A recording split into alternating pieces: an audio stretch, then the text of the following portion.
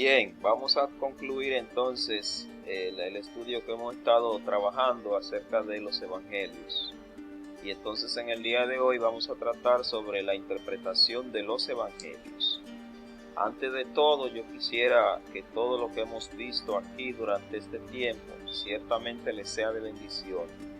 Que lo que hemos aprendido, lo que hemos reforzado, lo que hemos cuestionado, cualquiera sea el caso suyo, que sirva para el trabajo que cada uno de ustedes realiza en su iglesia y que sirva también para que cada uno de ustedes en su vida diaria pueda ponerlo en práctica. Como siempre me gusta aclarar, yo no pretendo que lo que haya dicho sea la última cosa que exista de lo que hemos hablado, ni la ortodoxia per se. Ustedes tienen derecho a cuestionar, a pensar de otra manera, como fuere. Lo importante es abrir la mente para entonces poder oír otras cosas, compararla con lo que ya sabía, compararlo con lo que yo considero y bueno, al final se toma la decisión que uno considere pertinente.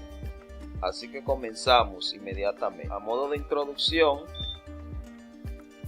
hay que aclarar que si se lee el Evangelio y cualquier parte de la Biblia que se lee, hay que saber que allí hay un mensaje para la gente de hoy. Si cuando leemos el Evangelio o cualquier parte de la Biblia, si no vemos o buscamos o entendemos o tratamos de interpretar ese mensaje para la gente de hoy, entonces podemos decir que estamos leyendo o haciendo una lectura como se hace en un texto cualquiera. Y nosotros sabemos que aunque la Biblia y los Evangelios mismos, aunque son textos escritos de manos de seres humanos, en ellos está lo que realmente entendemos que Dios quiere de nosotros. De manera que para nosotros leer los evangelios no es como leer un texto, un libro cualquiera. Allí hay algo especial para nosotros.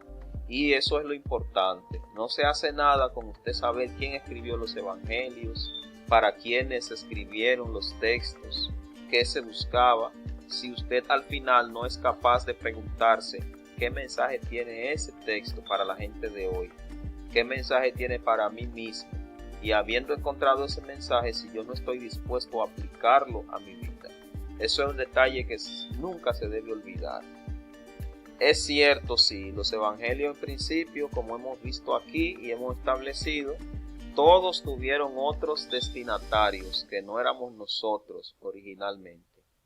Pero su mensaje estamos seguros de que sirve para la vida de hoy y que ese mensaje tiene respuesta para todo lo que son las intríngulis particulares de la gente de hoy. Y esa es la riqueza especial que tiene todo el texto bíblico y de modo especial en el caso que nos ocupa los evangelios, que sabiendo que fue un texto que fue escrito para otros destinatarios, su poder es tan grande que incluso al llegar a nosotros tiene un mensaje para nosotros hoy, tiene una respuesta para nuestra gente y es un texto que incluso nosotros sabemos que sirve para cualquier circunstancia de la vida. Nosotros también estamos seguros de que en los evangelios hay reglas de fe que también aplican perfectamente para el cristiano de hoy. Si usted le quita al evangelio todos los aspectos culturales y todas las influencias humanas, sin duda usted va a encontrar en el núcleo de cada dicho, de cada narración, de cada parábola, de cada enseñanza de Jesús, usted encontrará un mensaje que es perfecto para la gente de hoy. Encontrará reglas que todavía sirven para la familia, para la sociedad, para cualquier conglomerado de seres humanos, sin importar que sea hoy, incluso mañana y mientras dure lo que nosotros llamamos mundo. Ahora, después que el ser humano sabe cuáles son los aspectos generales del evangelio, debemos aprender cómo interpretarlo, para así nosotros poder aplicarlo a la vida cotidiana.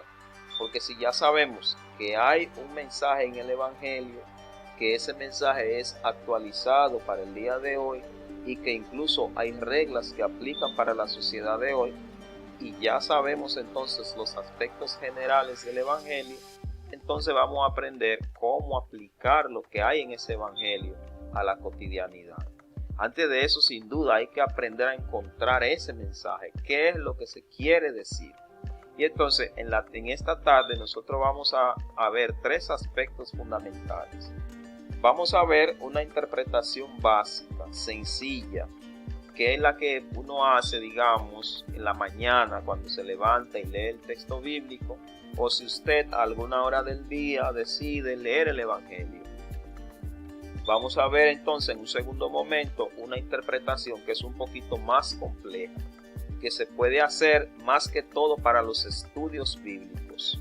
Ni siquiera aplica mucho para el sermón del domingo, porque el sermón del domingo suele ser corto. Pero sí podría, si usted sabe redimir el tiempo. Pero si a usted le toca un día hacer el estudio bíblico, usted bien podría usar la segunda cosa que vamos a ver. Y finalmente vamos a ver un método que se está usando mucho para el análisis de texto, tanto textos seculares. Para textos seculares se ha usado hace muchísimo tiempo, pero en los últimos tiempos se ha usado mucho para el estudio de la Biblia, que es el método inductivo, que ayuda bastante. Este último se puede usar tanto para usted mismo, para células, para la familia, para la clase bíblica, para el sermón, para muchísimas cosas se puede usar. Entonces, en síntesis, nos vamos a concentrar en esas tres cosas. Repito, primero vamos a ver una manera sencilla de cómo abordar el texto de los evangelios. Segundo, vamos a ver una manera más compleja, más propia de los estudios bíblicos, de la gente que le gusta analizar mucho. Como yo he visto que hay algunas de las mujeres de ustedes que les gusta en la clase bíblica que yo he visto de ustedes y en los estudios bíblicos que les gusta analizar mucho, preguntar al texto, pues esa segunda podrían aplicarla. Y la tercera, entonces, como les dije, que tiene que ver con el método, por otro lado, para el estudio e interpretación de los evangelios y de toda la Biblia, eso que dice ahí es toda, quería decir, y de toda la Biblia, siempre nos vamos a valer de la hermenéutica y de la exégesis. Entonces es importante ver, esas son herramientas que existen en lo que conocemos como teología práctica para la interpretación del texto bíblico.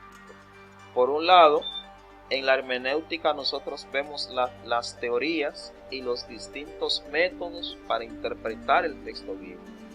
Y a través de la exégesis nosotros abordamos directamente la interpretación. Es como si la hermenéutica fuera la parte teórica y la exégesis es la parte práctica per se. Así, a grandes rasgos, esa es mi introducción para inmediatamente abordar lo que vamos a trabajar. Bueno, vamos entonces inmediatamente a la primera parte. ¿Cómo interpretar y aplicar los evangelios de manera sencilla? Fíjese, para mí sencilla no significa lo mismo que simple, ¿ok? Usted, por ejemplo, puede preparar una comida para el hijo y puede ser sencilla, pero nunca sencilla quiere decir simple. Quiero que se tenga bien claro eso, para que cuando abordemos el tema usted no vaya a decir sencilla. Yo creía, no.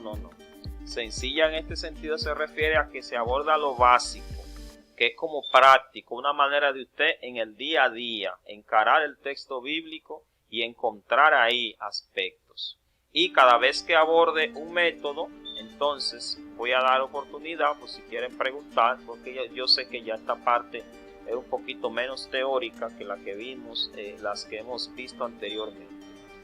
En primer lugar, siempre hay que tomar en cuenta que hay que leer todo el texto, todas las veces que sea necesario, en más de un evangelio y en más de una versión de la Biblia.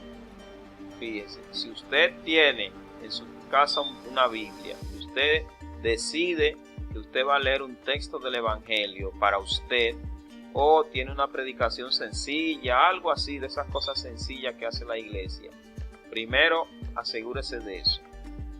Creo que lo primerito que hay que hacer es eso, leer el texto todas las veces que sea necesario.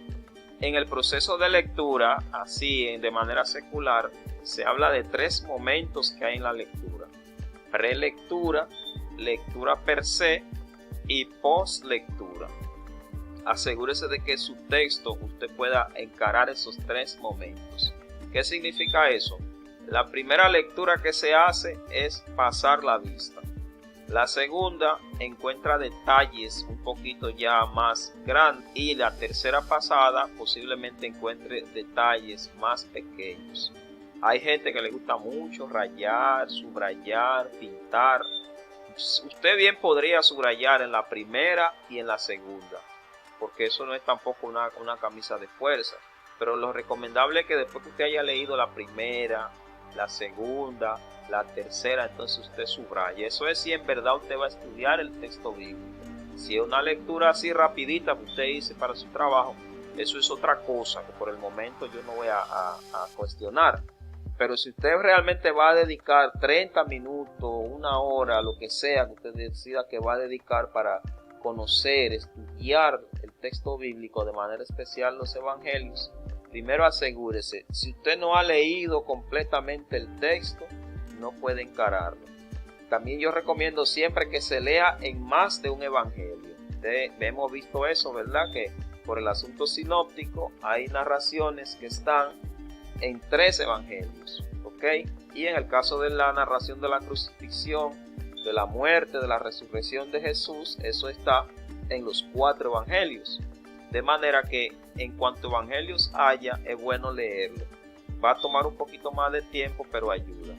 Y si usted tiene otras versiones de la Biblia, también léalo. Eso también ayuda. Ahora mismo los celulares tienen muchísimas aplicaciones que tienen más de una versión de la Biblia. Y eso ayuda muchísimo a abrir la mente. Ese primer momento quizás no lo lleve a usted al mensaje. Pero cuanto más dominio mental usted tenga del contenido del texto, mejor le será para seguir avanzando.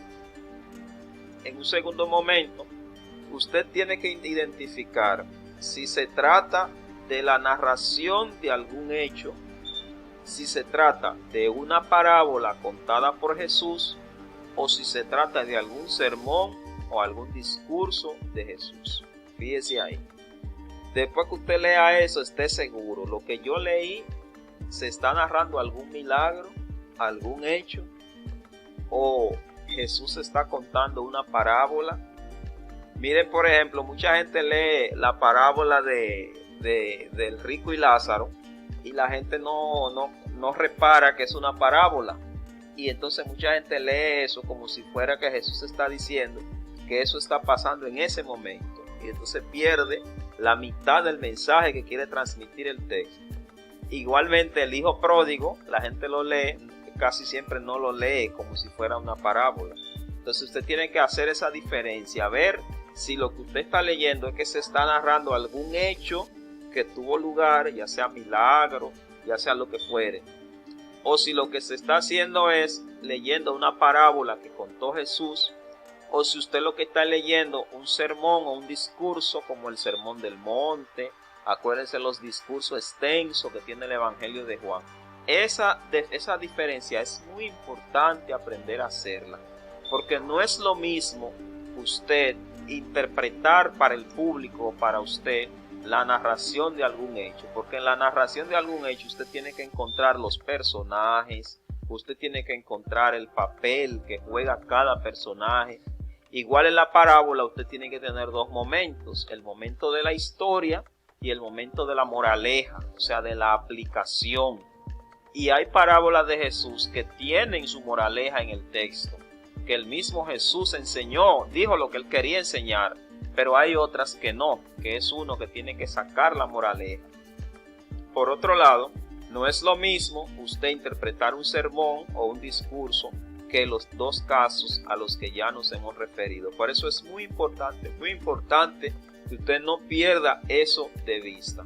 Claro, eso no va a salvar ni va a condenar a nadie, pero si usted quiere hacer una lectura, estudiar el texto, aprender del texto, eso lo va a ayudar muchísimo, muchísimo, muchísimo. Por eso siempre que ustedes ven que yo estoy predicando o haciendo cualquier cosa en la que interpreto el texto, yo tomo tanto cuidado por situar a la gente en lo que realmente estamos leyendo y frente a lo que estamos. Porque cuando la gente está consciente de qué es lo que se está leyendo, entonces puede como seguir a uno, puede darle seguimiento, y uno se da cuenta porque uno ve a la gente mirando el texto a medida que uno va hablando, y con la vista, con el rostro, uno se da cuenta que la gente está siguiendo lo que se está hablando. Y de la misma manera puede suceder si es una lectura para usted misma. Ahora, si usted entonces leyó una narración o leyó incluso una parábola, trate de identificar a los personajes que hay en el texto, porque cada personaje del texto tiene un asunto que bien podría encajar en la congregación. Usted lee, por ejemplo, la historia de la duda de Tomás, que se leyó el domingo en la iglesia, y ahí usted tiene a Tomás como un personaje que podría bien representar a alguien que está teniendo problemas respecto a la fe, con preguntas que no ha podido responder. Usted tiene por otro lado la cuestión de los discípulos, que bien podría representar al grupo que no se preocupó por llamar a Tomás a ver por qué él no estuvo presente, sino que sencillamente cuando él volvió lo encararon diciéndole todo aquello que había dicho Jesús, pero que él no podía entender porque no estuvo presente y nadie se ocupó de buscarlo. Y usted tiene ahí en esa historia también a Jesús como personaje central, que por un lado no desprecia a los que estaban haciendo el cuento de lo que había sucedido, sino que al saludar les desea paz. Y usted tiene por otro lado a Jesús, que en vez de rechazar a Tomás, sí le llama incrédulo, pero acepta cuando Tomás se postra y le llama Señor. O sea, es muy importante que uno pueda identificar así cada personaje, porque eso ayuda a conectar. Así la gente puede ver, y usted mismo, que quienes participan en el texto son seres humanos igual que usted, y que como ellos tuvieron esa conexión con Jesús o con Dios a través de Cristo, usted también, y lo que está en el público o usted que analiza en su casa el texto, también puede encontrarlo. Claro, eso es si el texto bíblico es más que un texto cualquiera. Si se trata de un texto en el que usted está encontrando, buscando realmente palabra de Dios, como lo que nosotros los cristianos creemos que es realmente o que hay realmente en el texto bíblico. Hay que prestar atención a los dichos y a los hechos de cada personaje. No pierda eso de vista. Mire a ver qué dijo cada uno. Mire a ver y qué hizo cada personaje en el texto que usted acaba de leer. Mire a ver eso, porque cada acción, cada dicho de los personajes ayuda bastante a usted enriquecer el conocimiento sobre el contenido del texto, y si usted lo está interpretando para la congregación, ayuda bastante a poner a la gente, a enrolar a la gente en lo que se está diciendo sobre el texto. También nunca olvide que Jesús en el texto constituye la figura principal. Jesús constituye la figura central en el texto. Y por tanto, al leer el texto y al buscar los personajes y al señalar esos personajes, siempre vaya y hágalo mirando esa parte, que Jesús es la figura central en los evangelios. Y de esa misma manera debe ser para nosotros a la hora de leerlo para nosotros. Y eso nos ayudará a decir entonces, ¿cuál fue la acción de Jesús versus la acción de Pedro? ¿Cuál fue la acción de Jesús frente a la fragilidad de los que estaban allí? ¿Cuál fue la acción de Jesús frente a la duda de los que estaban allí? ¿Cuál fue la acción de Jesús frente a la desobediencia de los que estaban allí? ¿Cuál fue el contenido del dicho de Jesús frente a los que estaban oyéndolo hacía tanto tiempo? ¿Cuál fue, por ejemplo, la acción de Jesús, los dichos de Jesús frente a la realidad de la copa amarga, de la crucifixión? No olvide en el texto enfatizar, tanto para usted, si es una lectura personal, como para otros, si es que usted está interpretando el texto para sus hermanos en la congregación. Eso es muy importante porque eso siempre lo va a ayudar a que usted se sienta como parte de una congregación que se reunió alrededor del texto para todos juntos encontrar qué es lo que Dios está diciendo a la congregación ese día, o si es una lectura personal, que usted pueda entender que usted es tan humana como el que más a la hora de acercarse al texto bíblico. Siempre es bueno también tratar de conocer el contexto. Eso del contexto en este tipo de análisis no tiene que ser tan profundo. No tiene que ser, porque acuérdense que yo estoy pensando que esta es una manera un poquito más sencilla de analizar el texto, de entender el texto. Entonces, procure siempre conocer el contexto, qué es lo que hay en torno, alrededor de ese pasaje que se está leyendo. Que ya eso no es tan difícil porque ya muchísimas Biblias vienen comentadas. Además de eso, hay muchísimos sitios de internet donde la gente encuentra quién era Pilato, cuál era su ocupación, qué estaba pasando. O sea, ya eso no es una cosa difícil. Ahora, pregunte también qué pretende enseñar el texto. Pregunte eso, si es para usted o para la congregación. ¿Qué es lo que el texto está tratando de enseñar? Por otra parte, procure conectar el texto con la realidad, con la cotidianidad. Eso no debe faltar. Es muy triste ver cuando uno se acerca al texto y el texto lo seguimos viendo como una cuestión tan ajena a nosotros, tan lejos de nosotros, que ya a veces ni siquiera tiene sentido leer el texto en la iglesia. Porque como que uno siente a veces que se lee el texto y se da tanta vuelta con él, pero no se conecta con la realidad. Y entonces eso así no sirve, porque entonces el texto termina siendo como algo que está sencillamente hecho para los dioses, para nosotros no.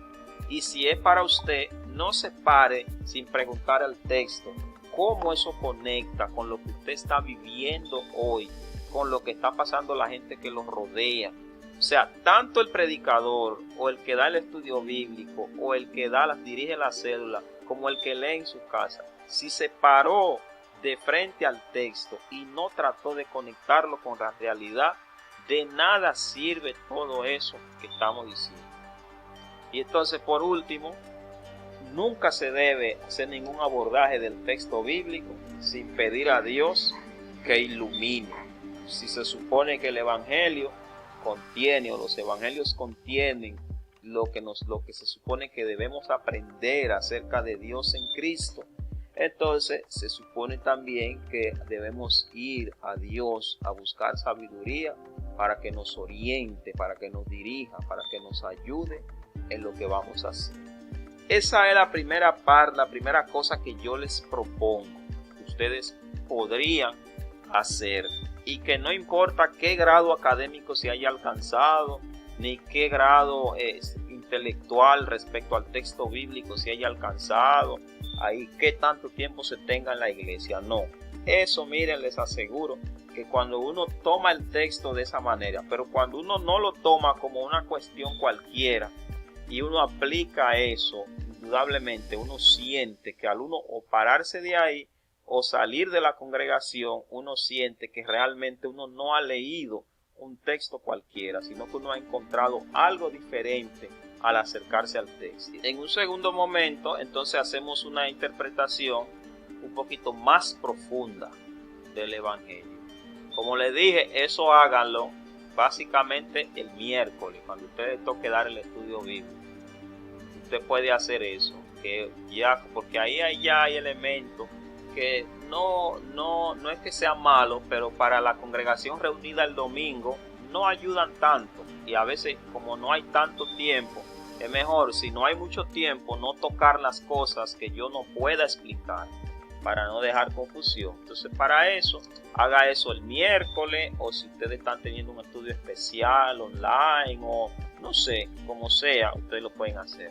No es una imposición, si ustedes lo manejan el domingo no hay ningún problema, pero yo lo haría así, en un lugar en donde podamos discutir, presentar ideas, porque aquí ustedes van a ver elementos con los que todo el mundo no va a estar de acuerdo y sobre los que algunos tal vez quieran un poquito más de explicación.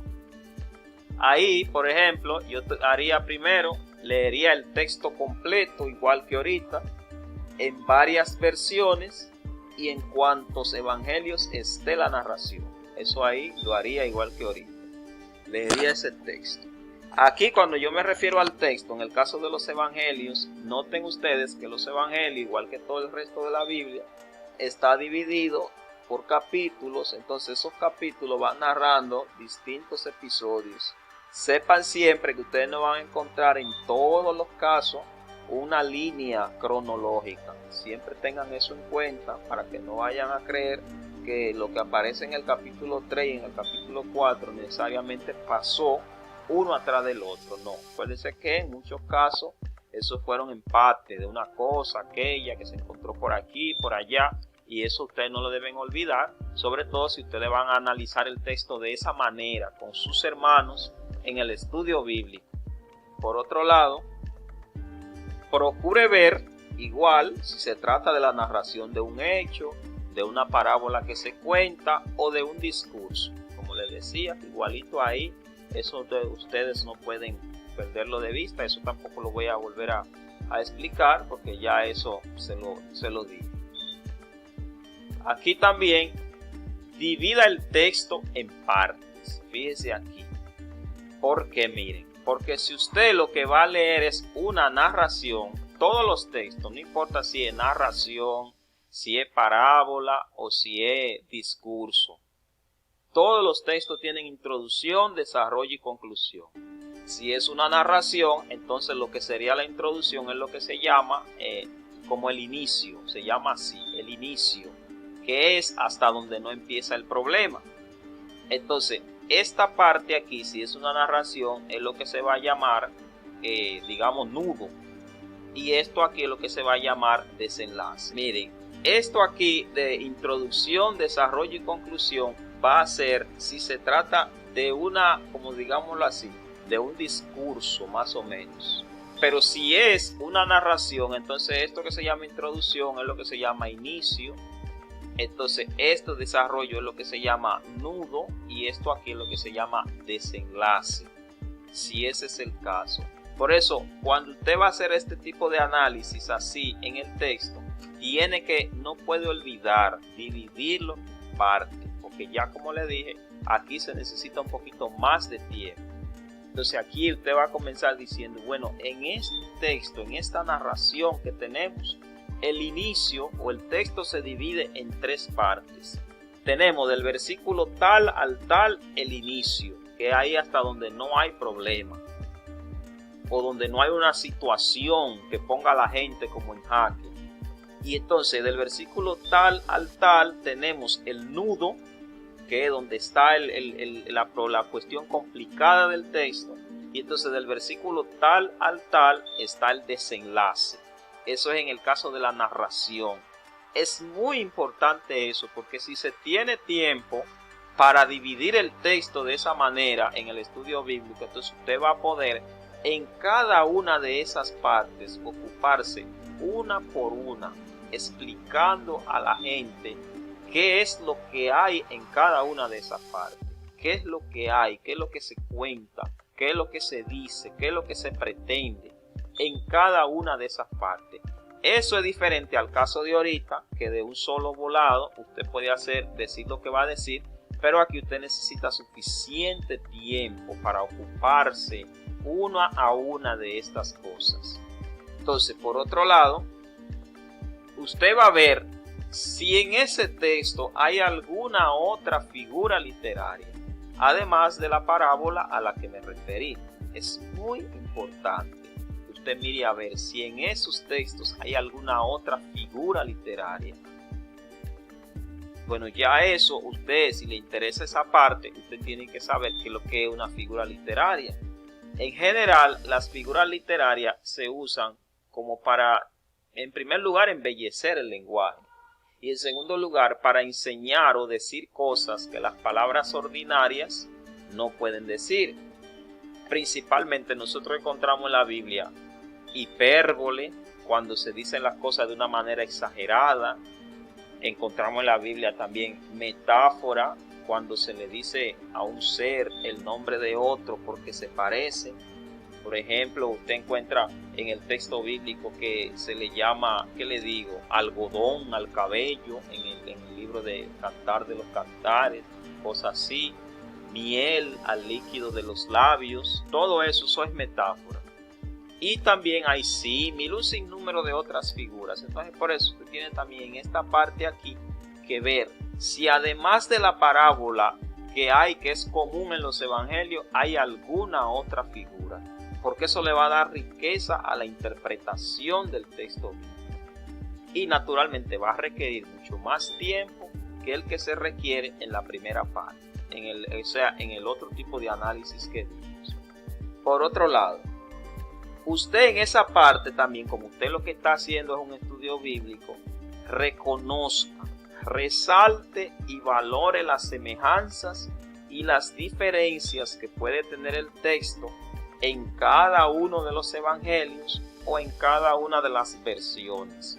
Coja un tiempo para decir, mira hermanos, en este texto yo veo que en la versión de Mateo hay 2 ciegos y en la versión de Marcos hay 1. Coja tiempo y resalte eso, para al final usted demostrar cómo la diversidad de forma de narrar y el mismo núcleo le da credibilidad a lo que está contando el evangelio. Es importante que la gente no se vaya a su casa ese día sin usted resaltar eso, para que lo ayude también a encontrar aprendizaje en eso.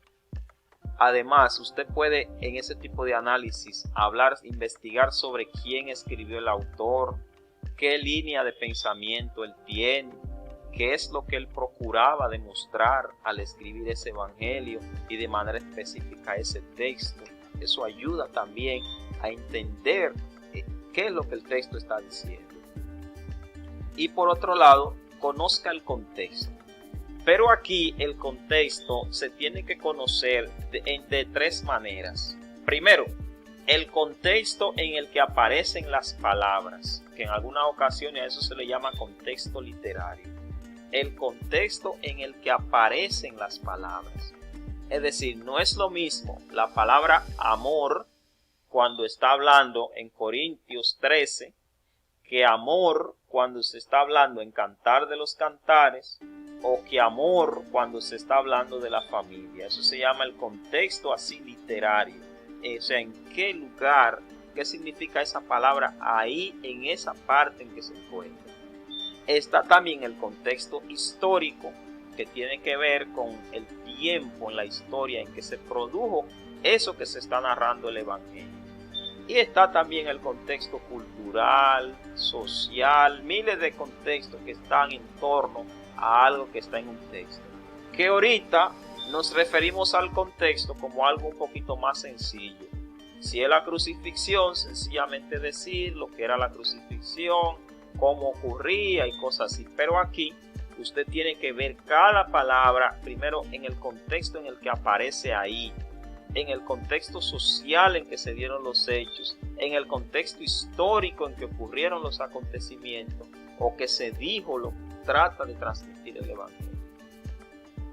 Por otro lado, tiene igual que fijarse en los personajes, los dichos y los hechos y prestar atención a esos personajes.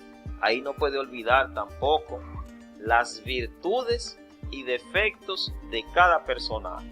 Resalte las virtudes de Tomás al dudar, resalte los defectos de Tomás al dudar, resalte las virtudes del grupo que los recibió a pesar de todo, resalte los defectos del grupo que no fueron a ver por qué él no estuvo ese día cuando el maestro estuvo, y así, resalte eso, tome un tiempo para usted también referirse a eso. Preste atención a la situación de la sociedad actual a la que el texto pueda dar respuesta. Ya ahí cuando usted va finalizando su intervención, trate de poner a la gente que sepa en qué parte de la sociedad actual, en qué situación de la sociedad actual el texto que usted está leyendo puede dar respuesta. Describa eso en un tiempo que la gente entienda bien. Y entonces usted va también a distinguir los elementos culturales que hay en el texto en comparación con la realidad. Entonces le decía que preste atención a las situaciones de la sociedad actual a la que el texto puede dar respuesta. Y entonces distinga los elementos culturales del texto en comparación con la realidad en la que usted va a aplicar ese texto en el día de hoy. Y entonces concluya siempre resaltando lo que Dios dice hoy por medio del texto que usted acaba de leer. Miren, esas últimas tres cosas van en cadena. Primero, describa la situación de hoy. Dígale a la gente qué es lo que está pasando hoy, que da, o sea, que encuentra respuesta en ese texto. Número 2, a la hora de usted aplicarlo, saque esos elementos que son puramente culturales. Por ejemplo, el hombre del estanque de agua, ¿verdad? Mire ahí cuáles elementos son de esa cultura que no son de nosotros. Resalte eso, para que una vez usted haga esa separación, usted pueda encontrar el núcleo, lo que hay en el centro del texto, y entonces usted pueda concluir resaltando cómo Dios, a pesar de ser nosotros de una cultura y de un tiempo diferente, Él puede tener un mensaje hoy con ese texto tan antiguo.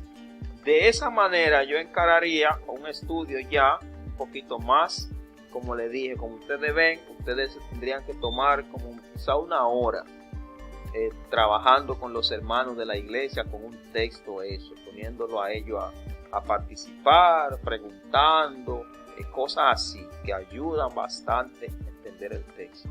Entonces vamos a la tercera parte, que es la que tiene que ver con ese método que le dije, el método inductivo, que es un método muy rico que se usa. Ese método también ustedes lo pueden usar para cualquier momento de interpretación del texto bíblico. Tiene elementos que están en los dos lados, pero este es un poquito más práctico, ayuda mucho más a entender el texto. Bueno, ese texto, voy a poner todo ahí para que ustedes vean, tiene tres momentos. Tiene un primer momento que se trata de la observación de los hechos. Tiene un segundo momento que tiene que ver con la interpretación de los hechos. Y un tercer momento que tiene que ver con la aplicación de lo que usted acaba de leer.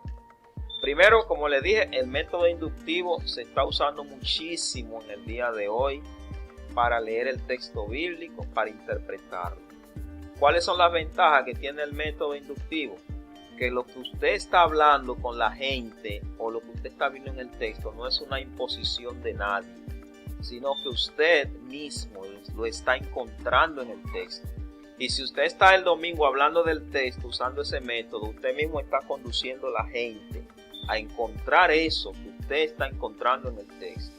Además, ese método es importante porque obliga a que uno tenga que, además de la cuestión espiritual, emplear la cabeza, el cerebro, la mente para escudriñar en el texto. De ahí que a través de este método hay una serie de preguntas que uno formula al texto y entonces uno encuentra esas respuestas en el texto y entonces de esa manera uno encuentra a la vez el mensaje y puede perfectamente aplicarlo. Como ustedes ven, el método necesita primero que se lea bien el texto. Y una vez que se ha leído, entonces comienzan aquí estos elementos. Bien, usted podría aplicar parte de lo que vimos allí en los momentos anteriores, leyéndolo en varias versiones, todo eso. Ahora, lo primero que usted debe hacer aquí es observar el texto o los hechos que hay en el texto. Pregúntese, ¿qué pasó? ¿Qué es lo que dice el texto que pasó? Pregúntese, ¿cuándo dice el texto que pasó eso? Pregunte, ¿dónde dice el texto que pasó eso? Pregunte, ¿por qué el texto dice que pasaron esos hechos? Y pregunte, ¿con quién o quiénes pasaron esos hechos? ¿Quién lo protagonizó? ¿Quiénes estuvieron involucrados en esos hechos? Esas preguntas son, digámoslo, como la manera de usted arrancar el texto. Comience así, preguntando a la gente, ¿qué fue lo que pasó? Que Jesús resucitó, que había unas mujeres que iban al sepulcro, ¿verdad? ¿Cuándo pasó eso? El texto dice que pasó después del día de reposo, al otro día. ¿Dónde pasó? Bueno, tuvo lugar en Jerusalén. ¿Por qué? Bueno, porque la cultura, la costumbre, la religión establecía que el día anterior no se podía embalsamar el cuerpo, había que esperar que pasara el día de reposo, y las mujeres pensaban que si embalsamaban el cuerpo duraría un poquito más y era una especie de honra a quien había fallecido. ¿Quién fue que murió? Jesús. ¿Quiénes fueron al sepulcro? Las mujeres. ¿Quién estaba en la piedra? O sea, ese tipo de pregunta, que es una cuestión bastante práctica y a la vez muy importante. Miren ahí, en esa primera parte, cuántas cosas, como me preguntaba la hermana, cómo uno puede sacar cosas del texto. Pero no es sacar cosas nada más por abundar, sino cosas que realmente estén en el texto. Ahora, usted tiene que aprender también a contar lo que ha sucedido. Y esto de contar lo sucedido se refiere más o menos a contarlo con sus propias palabras. Si usted, como siempre yo le digo a los muchachos en la universidad, cuando estamos estudiando eso de análisis de texto, si usted no lo puede contar con sus palabras, no entendió lo que dice. O sea, si usted no puede cambiar la palabra piedra o roca por una palabra suya, entonces usted no entendió lo que dice el texto. O sea, después que usted ha preguntado todo eso, entonces usted está en la capacidad de contar con sus palabras lo que hay en el texto, el contenido del texto. Por otro lado, relacione personajes. ¿Qué relación tenía Jesús con las Marías? ¿Qué relación tenía Jesús con los otros que estaban atolondrados por otro lado? ¿Qué relación tenía el Señor que estaba sentado en la piedra con Jesús, con las Marías, con los que estaban de aquel lado? O sea, haga relación, haga cruce de personajes, para de esa manera usted encontrar la humanidad en el texto. Si no es así, vuelvo a lo que le dije ahorita, el texto va a seguir siendo algo lejos de nosotros. Usted tiene que demostrar que en el texto había un Jesús que tenía una relación de amistad, de hermandad, de lo que fuere, con esas Marías, igual como la gente del día de hoy tiene ese tipo de relaciones con la gente que le rodea. Y usted tiene que demostrar que ese tipo de relación era lo que hacía que las Marías estén llenas de tristeza, por usar un ejemplo así. Entonces, trate de alguna manera de eso que usted contestó aquí arriba, de eso que usted contó y esa relación que usted como que si estuviera sintiendo eso, usted pueda decir, por ejemplo, cómo yo me hubiera sentido si hubiera sido el que estuviera viendo lo que pasó, cuándo pasó, dónde pasó, la razón por la que pasó y con quién pasó. Cómo yo me hubiera sentido si yo hubiera sido, por ejemplo, las Marías, el ángel, los que estaban tristes por otro lado. Es como si usted invitara a los que lo están oyendo, y usted mismo lo hace a la vez, si es su lectura personal, a vivir ese momento, a recrear en su mente y corazón eso. Porque si la palabra es viva, como nosotros leemos en ella misma y hemos dicho hasta el día de hoy, hay que vivir lo que está en el texto. Si usted no lo vive, usted va a estar hablando de algo muerto todo el tiempo. Y usted va a tener un discurso todo el tiempo que no va a conectar con la gente. Porque el ser humano solamente conecta con aquello en lo que encuentra vida. Y entonces, como nosotros creemos que la palabra de Dios es fuente de vida, al leer el Evangelio, sin duda, debemos procurar sentir eso. Entonces, esa sería como la primera parte, que es la observación de lo que hay en el texto. Número 2, usted tiene la interpretación de los hechos. Ya que usted tiene dominio completo de lo que hay en el texto, ahora vamos a interpretar. Yo voy a preguntarme entonces, ¿qué es lo que quiso decir el lector o el autor a sus lectores originales? ¿Qué le quiso decir cuando narró el episodio de la resurrección? Voy a preguntarme eso, ¿qué es lo que él quería transmitir? A veces uno tiene un error con algunos textos que uno piensa que el autor quería decir una cosa o comunicar algo. Por ejemplo, miren, hay un texto que si usted no sabe bien qué es lo que quería comunicar el autor, eso es hasta una injusticia. Miren, por ejemplo, el hombre que está recogiendo trabajadores en la calle y encuentra uno por la mañana, uno a media mañana, uno al mediodía, y a todo el mundo le paga igual. Indudablemente, eso para cualquier sindicalista, eso es una injusticia. Pero eso es si usted no sabe lo que era que él quería decir a sus lectores originales. Más allá de la injusticia, el autor no deja de reconocer que socialmente podría ser una injusticia. Pero él lo que está tratando de resaltar ahí es el poder que tiene quien recogió a los trabajadores para decidir sobre la vida de los que estaban con él, que es un poder que él está atribuyendo a Jesús, que Dios en Cristo tiene ese poder. Entonces, por eso hay que preguntar primero, ¿qué es lo que él quiso decir? Hay que preguntarse, ¿por qué el autor escribió ese texto? Acuérdense que, por ejemplo, en Juan, yo les dije, es un texto que se escribió por una razón muy diferente a la razón por la que se escribieron los otros evangelios. Y además, ¿qué significó ese texto para sus autores originales?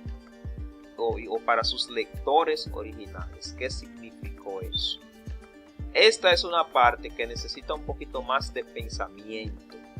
Hay que estar un poquito más empapado del texto per se. Ahora ustedes me van a decir, ¿dónde yo voy a encontrar esas respuestas? O en lo que vimos las 3 semanas que han pasado. Durante esas 3 semanas pasamos discutiendo sobre eso. Y lo de aquí arriba usted lo tiene en el mismo texto bíblico. Y entonces esta parte aquí abajo es fundamental. Es una parte sin la cual la lectura del texto viene a ser vana, sin sentido. Aplíquelo. Busque a ver qué el Espíritu Santo quiere enseñarle con el texto. Conéctelo con su vida y con la vida de los que le rodean. Y entonces, en esta parte llega el momento de tomar la decisión de actuar conforme a lo que ese texto ha enseñado. Es decir, si el texto está enseñando la realidad del pecado, entonces yo, además, ya yo vi aquí todo, vi aquí y lo interpreté. Ahora yo voy a ver, ese texto tiene una cuestión que tiene que ver con el señorío de Dios sobre mi vida. Entonces yo voy a decidir qué voy a hacer con eso, y voy a invitar a los que están alrededor mío escuchando el texto también a decidir en torno a eso.